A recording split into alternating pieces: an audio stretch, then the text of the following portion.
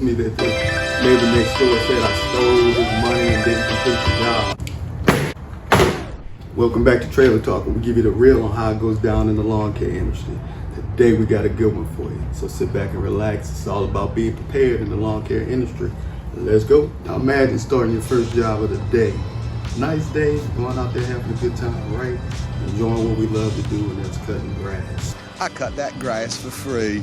So get out to my client's first property, checking them out, getting everything going, and was approached by the neighbor next door, asking me just a weed.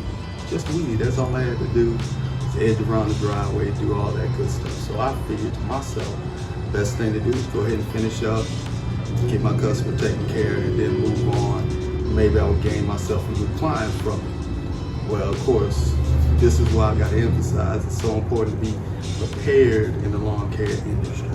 At this point, I continued on, taking care of my customer that I was there for, getting them taken care of. And wouldn't you know, the customer next door decides they have some business to go take care of. They decide to give me some money.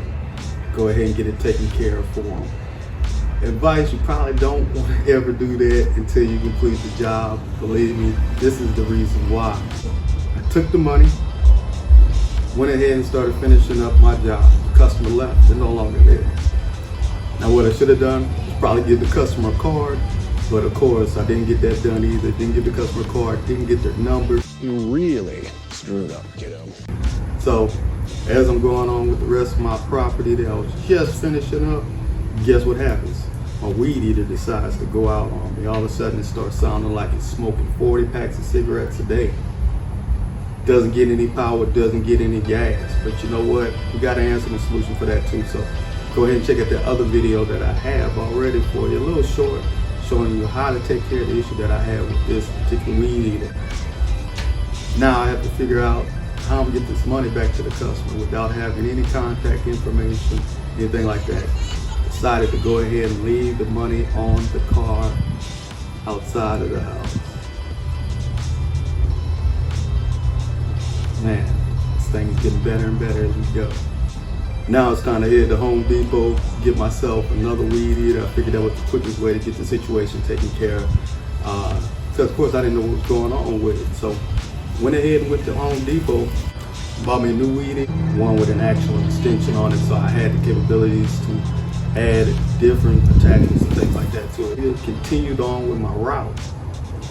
Figured I'd go back in the morning and take care of the other two customers that I didn't finish up on and see if I could gain me that new client.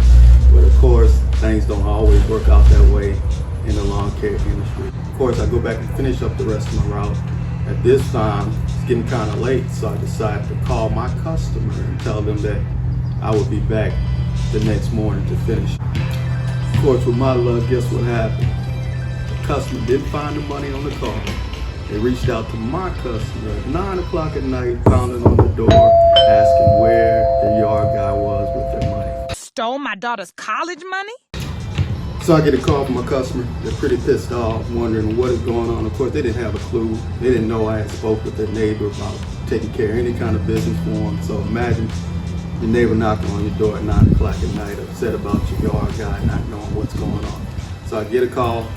He tells me that the neighbor next door said I stole his money and didn't complete the job. So imagine my frustration. Quickly I explained to him I had left the money on the vehicle and that it was still there. Again, it added for a weird situation, to say the least. Moral of the story is make sure you're always prepared.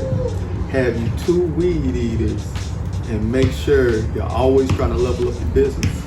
Let's go.